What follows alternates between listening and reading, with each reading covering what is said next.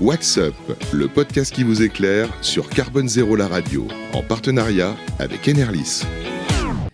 Bienvenue dans WhatsApp en direct du CIPCA, le salon de l'immobilier bas carbone, une émission en partenariat avec Enerlis. On est ravis d'accueillir Thomas Mengui-Sourdin, bonjour. Bonjour. Qui est donc consultant en stratégie de décarbonation chez Enerlis. Enerlis, d'abord pour vous présenter, vous vous définissez comme opérateur global de la transition énergétique. Qu'est-ce que ça veut dire derrière tout ça ?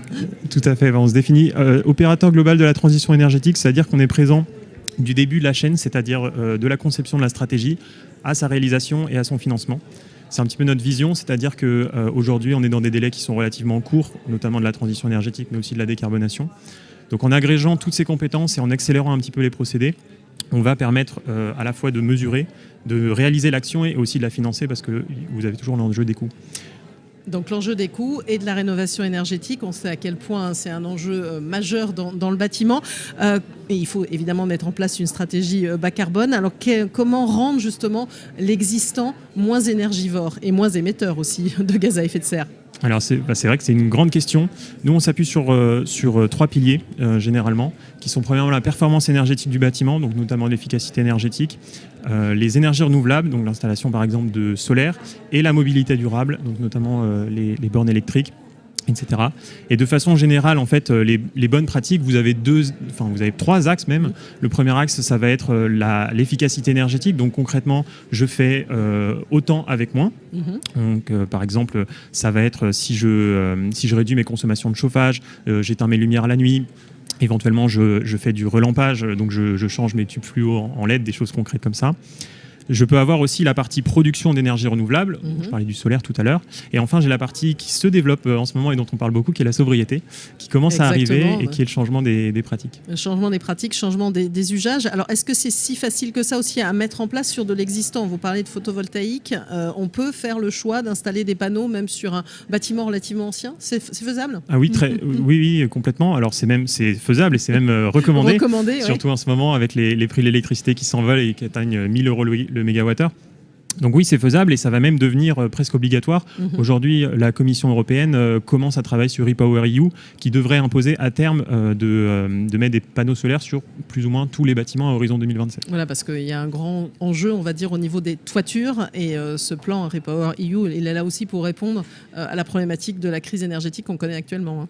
Complètement. Donc typiquement, il y a des grands enjeux à réaliser. Alors vous, est-ce que vous sentez, puisque vous suivez, j'imagine, depuis un certain temps, les différents acteurs du bâtiment, qu'un virage est en train de s'opérer ? J'allais dire, la rénovation énergétique, c'est un peu un serpent de mer. C'est pas la première fois qu'on en parle. L'État a lancé, on va dire, des plans successifs. Est-ce qu'on sent une accélération ? Oui, on en parlait tout à l'heure, justement. Oui, effectivement. En coulisses, pour ceux qui ne suivent pas. On sent complètement une accélération et surtout, on sent qu'on est venu, que le temps est venu où on passe du plan à la réalisation concrète et qu'on va vraiment pousser pour réaliser la stratégie, pour mettre en place les travaux, pour installer de la production énergétique et pour aussi réfléchir à tous les sujets connexes à l'énergie, notamment le carbone. Donc oui, on voit une vraie transition et maintenant la question des acteurs, c'est comment je finance ma transition et c'est aussi notre vision qui est de nous engager sur les résultats. On s'aligne en fait avec l'ambition de notre client qui est de pouvoir en fait obtenir ces économies. Donc en ayant à la fois l'installateur et le client qui veulent obtenir des énergies, on aligne en fait les visions et ça résout plus ou moins beaucoup de problèmes. Et alors sur le financement, on peut s'appuyer sur du tiers financement, pourquoi pas sur certaines démarches, sur des aides de l'État, les fameux C2E, les certificats d'économie d'énergie qui arrivent dans la 5e période, c'est bien ça, et qui sûrement vont peut-être s'accélérer aussi avec les enjeux de sobriété énergétique. Complètement. Vous avez trois leviers en fait aujourd'hui qui sont effectivement les C2E, donc les aides spécifiques pour la rénovation énergétique. Des aides et subventions qui sont allouées par, alors que ce soit l'État, mais ça peut être aussi la région, voire le département ou la ville. Et puis en dernier, vous avez aussi tous les mécanismes de financement qui existent, comme le tiers financement, la location financière. Et nous, c'est des choses qu'on agrège, parce qu'encore la question, c'est qu'aujourd'hui, on a énormément de choses. On peut être parfois un peu perdu quand on voit la diversité des aides. Donc l'idée, encore une fois, c'est d'aller vite pour pouvoir financer et mettre le financement derrière les travaux.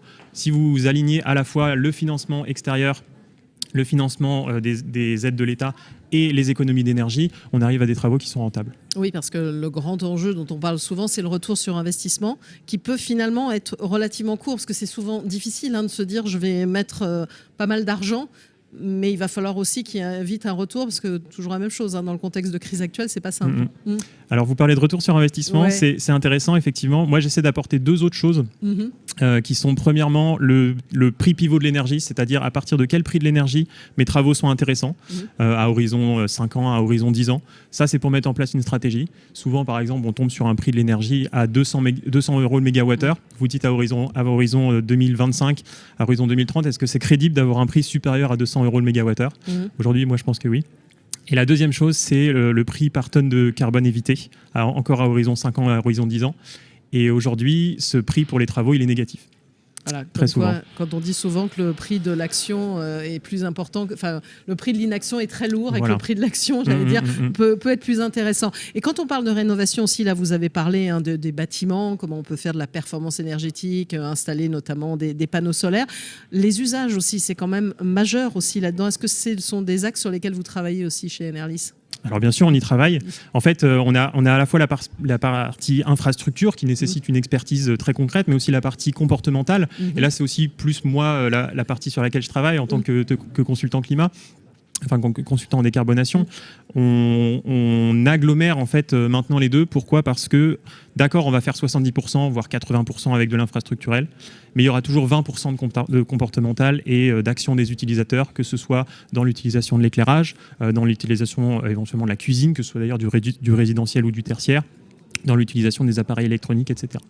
Et alors globalement sur ces enjeux, on comprend bien qu'on a tous à jouer un rôle et puis de plus en plus aussi peut-être certaines structures se disent c'est important pour moi de me lancer dans la rénovation énergétique parce que quand on est une entreprise en tant que marque employeur, ça peut être aussi un symbole fort et c'est pas uniquement pour afficher entre guillemets je suis vert.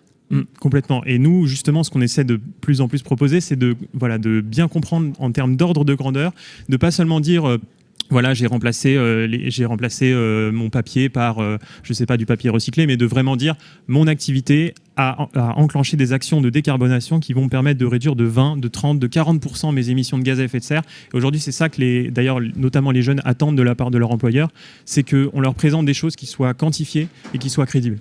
Et alors, les prochaines étapes pour Enerlis, je pense que vous avez beaucoup de choses devant vous, c'est ça ? On espère en tout cas, à la fois sur la partie énergie et puis sur la partie climat dont moi je m'occupe plus particulièrement. Voilà, parce que finalement, les deux sont liés, on l'a bien compris. Merci à vous, Thomas Mengui-Sourdin, consultant en stratégie de décarbonation chez Enerlis, d'être intervenu dans What's Up en direct du CIPCA, le salon de l'immobilier bas carbone, ici au Grand Palais éphémère, dans et sur Carbone Zéro, la radio. What's Up, le podcast qui vous éclaire sur Carbone Zéro la radio, en partenariat avec Enerlis.